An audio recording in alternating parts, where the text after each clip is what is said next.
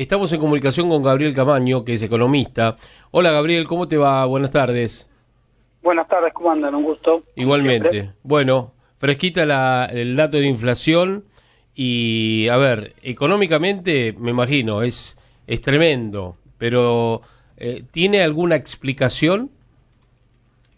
Está en línea con lo que se esperaba, digamos, lo que venían dando las mediciones privadas. Incluso algunas mediciones privadas habían dado un poquito más, otras un poquito menos. Así que está bien, está en línea con lo que se esperaba.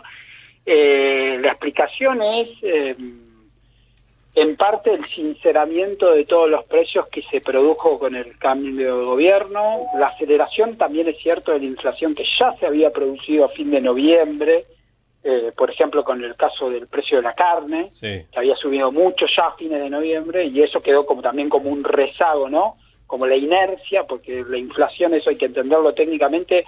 Cuando uno habla de la tasa de inflación, en realidad lo que está comparando es la variación entre dos promedios de niveles de precio mensuales, o sea, el nivel promedio de precio de diciembre y el nivel promedio de precio de noviembre, no la variación entre puntas del mes de los precios. Ujú. Entonces, cuando un mes aumentan mucho los precios, al final, parte de esa inflación, en realidad el promedio no te la captura de ese mes, sino que te la va a capturar el promedio del mes siguiente. Claro. Así que hubo toda una serie de factores que se mezclaron, digamos, para hacer que ese es algo que ya sabíamos, que la inflación de diciembre iba a ser muy alta y que va a tardar en bajar, digamos. Se espera que la inflación siga siendo muy alta, aunque puede que esté debajo del 20 en enero, y que tarde bastante en bajar, en realidad.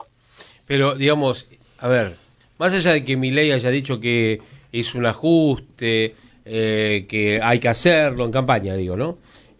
Bueno, lo ha hecho. ¿Esto es parte de ese ajuste o esto es parte de, bueno, liberemos los precios y nos encaminamos a ver qué pasa? Es parte de un proceso de sinceramiento de la economía.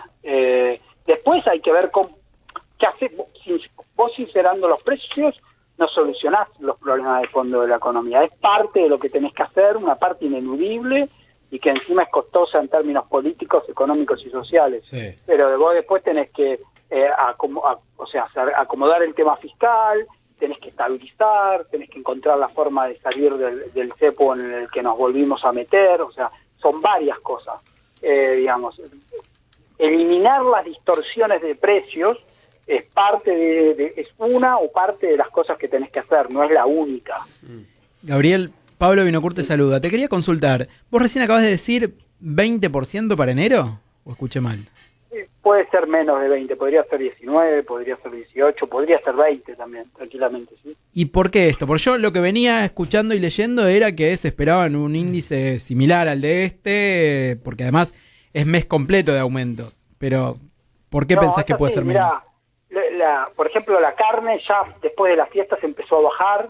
Hay comportamientos estacionales también de los precios por el tema de las fiestas, con lo cual, en realidad, y lo que expliqué antes, el índice de diciembre también capturó la suba de fines de noviembre, que también fue muy fuerte.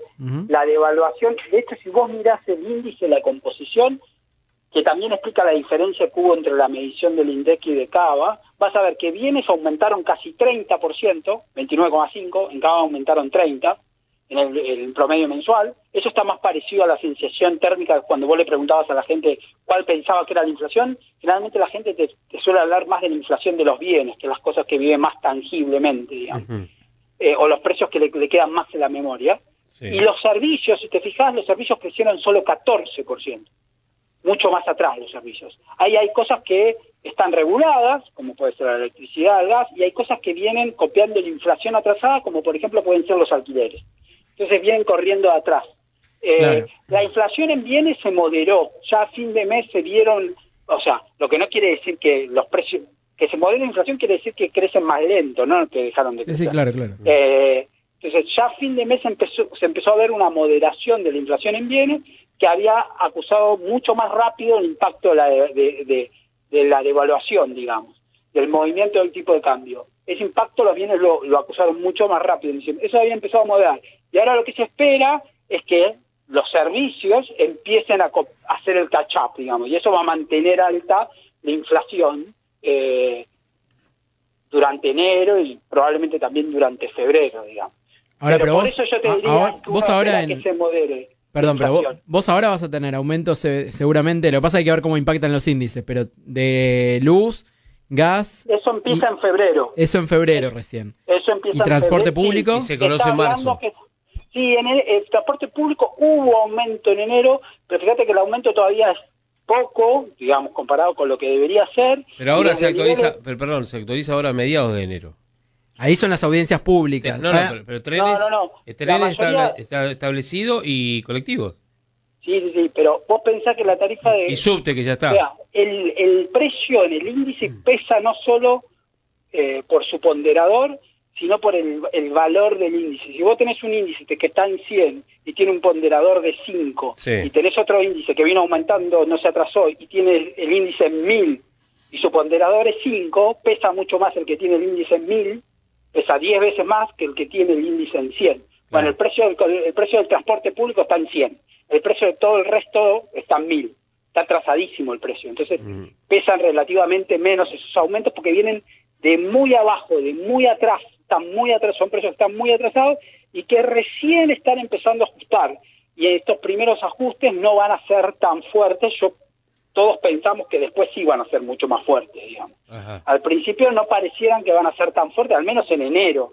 En febrero se está hablando que ya empezarían a aumentar las tarifas de electricidad y de gas, y ese sí aumento, sí, pero es lo que se está hablando. Pero bueno, sería a partir de febrero, no en enero. Y Gabriel, por último, a ver, porque, claro, todos estamos ansiosos, ¿no? En un gobierno que arranca de esta manera, que cumple lo que prometió, o cumple lo que dijo, en realidad, y tenemos una inflación enorme, veníamos de inflación muy alta también, porque no hay que olvidar eso también, lo que pasa es que la duplica, claro.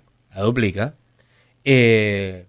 Vos creés, como economista, digo, y experiencia, y de haber leído otras economías y demás, que la inflación va a empezar a bajar, ¿cuándo? ¿En cuánto? Mira, bueno, ahí eso es un lindo tema. Hemos tenido al menos, en los últimos 2 años más o menos, hemos tenido 6 oportunidades, mínimo 6 oportunidades, que hubo 1 o 2 meses posteriores a un pico inflacionario donde la inflación fue más baja. Sí. ¿Eso qué quiere decir? La inflación fue 8 y después fue 6. Y todos salieron a cantar, desinflación, la inflación está bajando. Claramente, mirá, fíjate el nivel que estamos, eso probó no ser cierto. La inflación tiene esto, tiene más la alta inflación, tiene picos que no se sostienen por sí mismos. La inflación después necesariamente baja, pero queda en un nivel superior al anterior, ¿ok? Pero va haciendo esos picos y ese proceso como de escalones, de picos y valles. Entonces, si vos me hablas a mí, ¿qué tiene que pasar para que la inflación baja? Yo te voy a responder para que baje en forma sostenida, digamos, no para que un mes de más bajo. Sí, exacto. ¿Ok? Por eso hago la aclaración previa. Tiene que haber un plan de estabilización. No hay otra forma, más cuando ya te metiste en un proceso de alta inflación. Todavía no lo hay. Esto que estamos viendo todavía no es un plan de estabilización porque no tiene un régimen monetario claro, todavía definido. Todavía tenemos cepo, todavía tenemos tasas de interés negativas. De hecho, las tasas de interés se han vuelto más negativas. O sea, esto sería la previa, un plan de estabilización donde están intentando hacer la consolidación fiscal, propiciar las condiciones para que las distorsiones de precios, estos precios que venían atrasados, se acomoden, y licuar también, para luego hacer un plan de estabilización.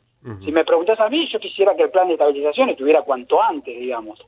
No depende de mí cuándo lo van a lanzar, pero hasta que no haya un plan de estabilización no podemos estar seguros, digamos, que la inflación va a bajar en forma sostenida. Más bien te diría que uno esperaría que esto haya sido un pico, este 25 haya sido un nuevo pico, y que en los próximos 2 meses la inflación siga alta relativa a lo que era antes del pico, pero sí, más baja que este pico.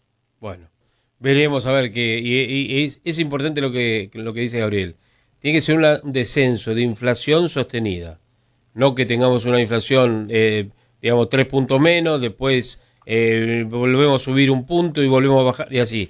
Tiene que ser sostenida para no desaparecer, porque ningún país ha hecho desaparecer, creo yo, la inflación, pero sí bajarla contundentemente, que es un trabajo enorme que va a tener este gobierno si lo logra, y ojalá que sí.